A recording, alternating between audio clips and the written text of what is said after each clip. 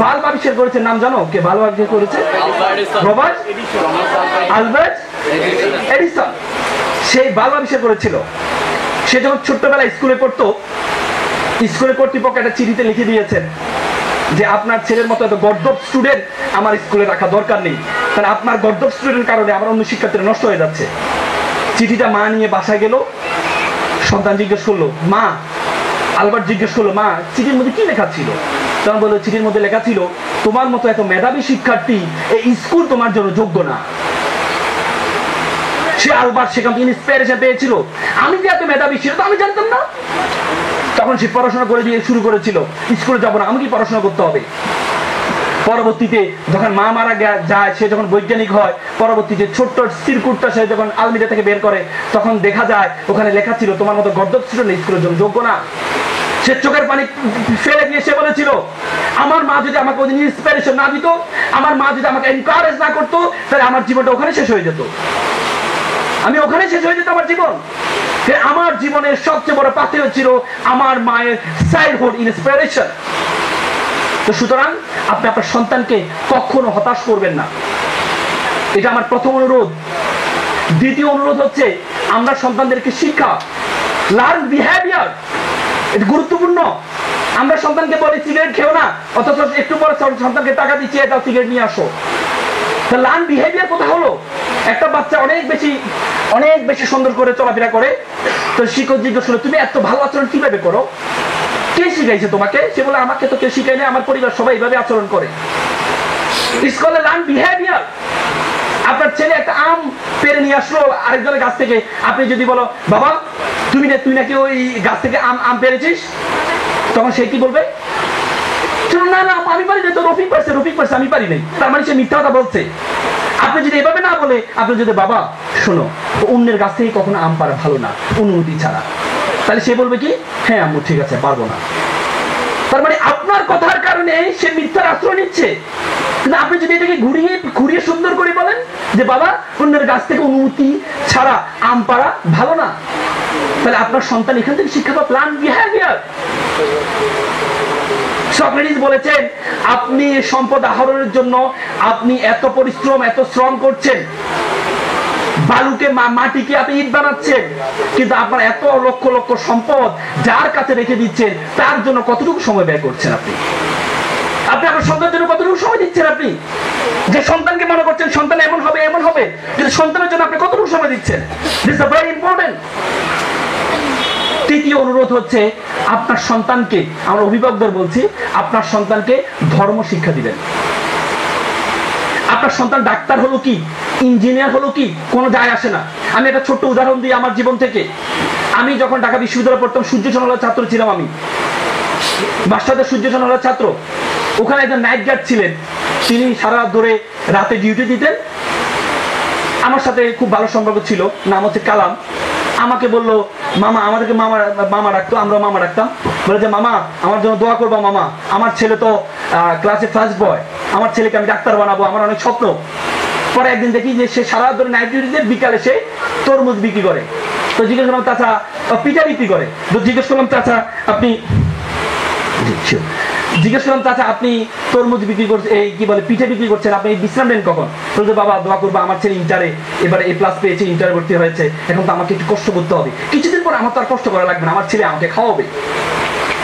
তারপর দেখা যায় আর কিছুদিন যাওয়ার পর দেখি যে দুপুরে সেই তরমুজ বিক্রি করা শুরু করলো।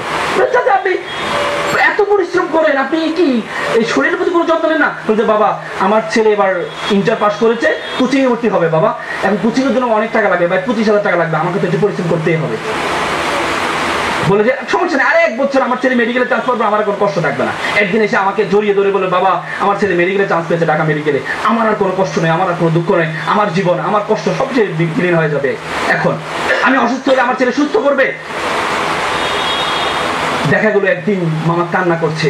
আমি জিজ্ঞেস করলাম, মামা আপনি কান্না করছেন? আপনার দেখো সুখের সময়, আনন্দের সময়, আপনি এত পরিশ্রম করেছেন, আপনার ছেলে মেডিকেলে পড়ছে, ছেলে প্রাইভেট পড়িয়ে লক্ষ লক্ষ টাকা ইনকাম করবে, আপনাকে দিবে, আপনারা এত কান্না করছেন কেন? বলছে, বাবা আমি তো এমন ছেলে চাইনি বাবা, আমি তো এমন ডাক্তার চাইনি বাবা, আমার ছেলে অসুস্থ হয়েছে তার বন্ধুদের মাধ্যমে, প্রতিদিন এসে বাসায় জ্ঞানর করছে তার মায়ের সাথে, আমার সাথে। প্রতিদিন আজকে 200, আজকে 1000, কালকে 1000। আমি আর পারছি না বাবা, আমার জীবনটা বিভীষিকাময় হয়ে গেছে বাবা। আমি এমন ডাক্তার ছেলে চাইনি। আমি ভেবেছিলাম আমি অসুস্থ হলে আমার ছেলে আমাকে সুস্থ করবে, কিন্তু আজকে যে আমি সুস্থ মানুষকে আমার ছেলে অসুস্থ বানা দিচ্ছে ইয়াবা আসক্ত হয়ে, আমি এমন ডাক্তার চাইনি। আমি আপনাদেরকে বলছি, আপনারা যারা মনে করছেন আপনার ছেলে ডাক্তার হবে, ইঞ্জিনিয়ার হবে, আপনার ছেলে অ্যাডভোকেট হবে, কোনো যায় আসবে না যদি আপনার ছেলে যদি নৈতিকতা সম্পূর্ণ না হয়, আপনার ছেলেকে যদি আপনি ধর্ম শিক্ষা না দেন। স্টিমলি হিল চিৎকার করে বলেছিলেন, স্টিমলি হিল মধ্যযুগের পরে ইউরোপে, ইংল্যান্ডে যেটা করেছিল, ইংল্যান্ডে তাদের শিক্ষা ব্যবস্থার মধ্যে ধর্ম শিক্ষাটা উঠিয়ে দিয়েছিল।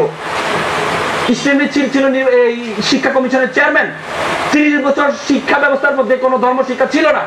পরবর্তীতে স্টিমলি হিল চিৎকার করে বলেছিলেন, if you teach you 3 years reading, writing and arithmetic, তুমি যদি তোমার সন্তানকে অঙ্কবিদ্যা, লেখা পড়াবিদ্যা দাও, তুমি যদি তোমার সন্তানকে চতুর্থ 8টি শিক্ষা দিতে ভুলে যাও, দ্যাট ইজ আ রিলিজিয়ন, তাহলে তুমি তোমার সন্তান থেকে পঞ্চম 8টি পাবা, সেটি হচ্ছে রাস্কেলিটি, বর্বরতা।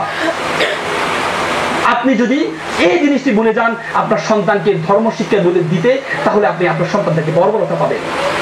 আজকে আমরা 3000, 4000, 2000 টাকা করে প্রাইভেট পড়াচ্ছি জীববিজ্ঞান, রসায়ন, পদার্থ, কিন্তু ধর্ম শিক্ষার দিকে আমরা 500 টাকা খরচ করতে চাই না। আমরা মনে করি এটা দরকার কি, এটা তার পরীক্ষা আসবে না। কিন্তু এটা পরীক্ষা আসবে না। যে কোনো ধর্ম, হোয়াট এভার ইট ইজ, প্রত্যেকটা ধর্ম বলে যে পিতামাতাকে শ্রদ্ধা করো। আজকে অনেক বেশি কি বেড়ে যাচ্ছে, আজকে আমাদের দেশে শিক্ষা ব্যবস্থা বেড়ে যাচ্ছে, শিক্ষিত মানুষ বেড়ে যাচ্ছে, তার সাথে সাথে বৃদ্ধাশ্রম বেড়ে যাচ্ছে। তার কারণ কি? তার মূল কারণ হচ্ছে আমাদের শিক্ষার্থীরা যত বেশি শিক্ষিত হচ্ছে, তার সাথে সাথে সন্তানরা তারা ধর্ম শিক্ষা পাচ্ছে না। এই জন্য মা বাবাকে শ্রদ্ধা করতে হবে এটা ভুলে যায়। প্রত্যেকটা each and every religion to emphasize, to respect, to fathers and senior people. প্রত্যেকটা ধর্ম, প্রত্যেকটা each and every religion, প্রত্যেকটা ধর্ম কুরআনে বলেছে ওয়াকফিদ লাহুমা জানাউ যুল্লা মিনার রাহমা ওয়া কুল রাব্বিরহামহুমা কামা রাব্বায়ানি সগীরা।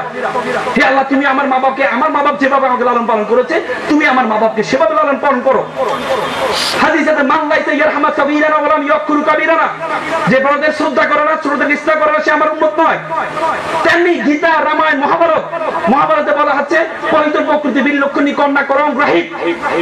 গীতাতে বলা হচ্ছে রহিত কপোদ্যোগিনী নির্বিষ্টা হুদলপা গোপিঙ্গ কদলি কুঞ্জ ব্রহ্মদ বানরা। প্রত্যেকটা প্রত্যেকটা রিলিজিয়ন এমফাসাইজ করেছে। তো সুতরাং আপনার সন্তানকে প্রত্যেকটা শিক্ষা দেওয়ার পাশাপাশি ধর্ম শিক্ষাটা দিবেন। সেটি যদি আপনি ভুলে যান, তাহলে আপনি আপনার সন্তানদেরকে বৃদ্ধাশ্রম আপনি পাবেন, শেষ বয়সে আপনার বৃদ্ধাশ্রম ছাড়া আর কিচ্ছু হবে না। সর্বশেষ আমি তোমাদেরকে একটি ডিউটির কথা বলে আমার কথা শেষ করব। সেটা হচ্ছে, তোমরা যারা আছো শিক্ষার্থীরা, তোমরা তোমাদের পিতা মাতাকে শ্রদ্ধা করবা। যে মায়ের গর্ভে তুমি ধারণ করেছো, তুমি চিন্তা করতে পারো বিয়ন্ড ইমাজিনেশন। বলা হয়, মেডিকেল সায়েন্স বলে একটা মানুষ সর্বোচ্চ ব্যথা সহ্য করতে 45 ইউনিট। তার বেশি যদি ব্যথা সে পায়, হয় সে বেহুশ হয়ে যাবে, নাহলে সে মারা যাবে।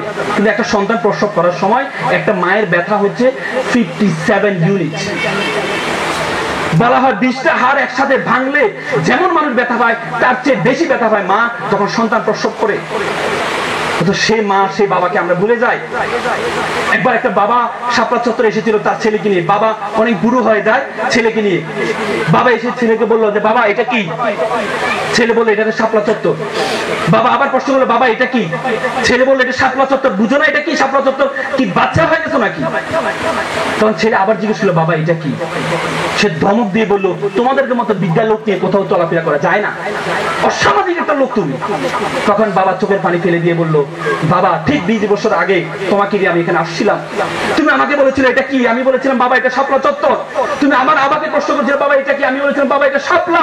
তুমি আবার আমাকে প্রশ্ন করেছিলে, আমি চুমু খেয়ে তোমাকে বলেছিলাম বাবা এটা একটা শাপলা। অথচ তোমাকে যখন একবার থেকে 2বার প্রশ্ন করছি, তখন তুমি আমাকে ধমক দিয়ে বলছো এসব লোক নিয়ে চলাফেরা করা যায় না। আমরা ভুলে যাই পিতা মাতার সেই সম্মান, ভালোবাসা আমরা ভুলে যাই। মনে রাখবা, আমার খুব দাগ কেটেছিল। আমি মালয়েশিয়া গিয়েছিলাম কিছুদিন গত বছরে। দেখলাম যে একটা দিবস পালন করছে, মায়ের পা ধোয়া দিবস। আমি ওদের গভর্নমেন্ট বললাম যে কি প্রোগ্রাম, সে বলল যে একটা ছেলে একটা আবিষ্কার করেছিল, আবিষ্কার করার পর তাকে যখন পুরস্কৃত করা হচ্ছে প্রেসিডেন্টের পক্ষ থেকে, তখন সে বলেছিল আমার মাকে স্টেজে এনে পা ধুয়ে তারপরে পুরস্কারটি আমি গ্রহণ করব। তখন থেকে মালয়েশিয়ান গভর্নমেন্ট এই দিবসটাকে মায়ের পা ধোয়া দিবস হিসেবে পালন করা হয়। আমি অনেক বেশি শিক্ষা পেয়েছিলাম ওখান থেকে। এই জন্য তোমরা মা বাবাকে শ্রদ্ধা করবা, রেসপেক্ট করবা, নিজের জীবন থেকে সবচেয়ে বেশি রেসপেক্ট, ভালোবাসা, শ্রদ্ধা তোমার মাকে করবা। আরেকটি জিনিস, সেটা হচ্ছে রেসপেক্ট টু আওয়ার কান্ট্রি, দেশের প্রতি মমত্ববোধ।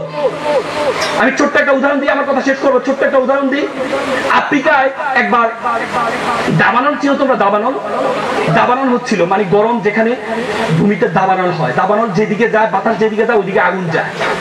একবার দাবানল হচ্ছিল, তখন সকল প্রাণী একটা এলাকা থেকে অন্য জায়গায় চলে যাচ্ছিল, হাতি সহ সকল প্রাণী। তখন একটা ছোট্ট পাখি ছিল, হামিং বার্ড, সে উপরে দিয়ে একবার এদিকে যাচ্ছে একবার এদিকে যাচ্ছে। হাতি তাকে ধরলো, এই বেটা বেয়াদব, তুই একবার আমার মাথার উপর দিয়ে একবার যাস, একবার হাতি, ঘটনা কি? সে বলছে মাফ করবেন, আমি ওখানে নদীতে যাচ্ছি, একটু পানি নিয়ে আবার আগুনের মধ্যে নিক্ষেপ করছি। তখন হাতির মেজাজ আরো খারাপ হয়ে গেল, কিরে বেটা কথা হইলো, তুই ছোট্ট একটা পাখি, চোখের মতো একটা পাখি হামিং বার্ড, তুই পানি নিয়ে আগুন নিভাতে পারবি? বলছে ওস্তাদ মাফ করবেন, আমি জানি আমি নিভাতে পারবো না, আমি জানি আমি নিভাতে পারবো না, কিন্তু যে জন্মভূমিতে আমি জন্মগ্রহণ করেছিলাম, আমার বাবা জন্মগ্রহণ করেছে, আমার মা জন্মগ্রহণ করেছে, ছোটকালে আমি এখানে খেলাধুলা করছি, আমার বাচ্চা খেলাধুলা করছে, সে তৃণভূমি, সে জন্মভূমি জ্বলে যাচ্ছে, আমি একটা পাখি হিসেবে আমার কাছে যাচ্ছে না, এই জন্য আমি আমার সর্বোচ্চ চেষ্টাটুকু করছি, নিবানোর চেষ্টা করছি। আমি জানি না নিবে না, কিন্তু আমি আমার চেষ্টাটা করছি। পরবর্তীতে দেখা গেল সেই পরবর্তীতে হাতিগুলোর একটা শিক্ষা হলো। হাতিরা বললো যে তাহলে আমাদের একটা শিক্ষা গ্রহণ করতে হবে। তখন হাতিরা বললো সবাই মিলে এক কাজ করি, আমরা তৃণভূমি থেকে জ্বালা থেকে রক্ষা করি। তখন সকল হাতি গিয়ে এই তৃণভূমি থেকে রক্ষা করেছে। This is a great teaching for you.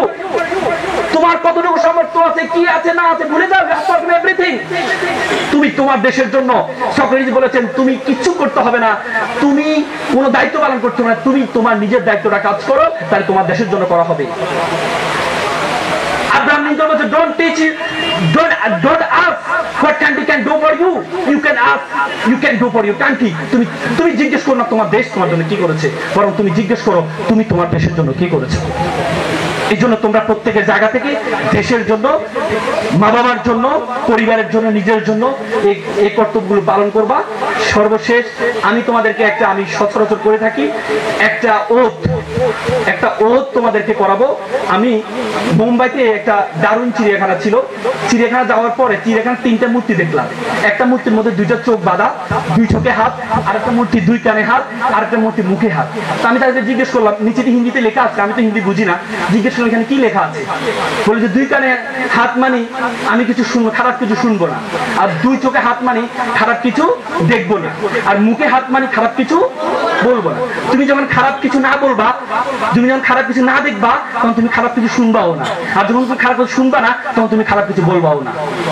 এই জন্য তোমাদেরকে আমি একটা ওথ, যারা শিক্ষার্থী আছে সবাই একটু দাঁড়াও, শিক্ষার্থীরা সবাই দাঁড়াও, হাতের সামনে হাত নাও, সামনে হাত নাও সবাই, ইচ এন্ড এভরি।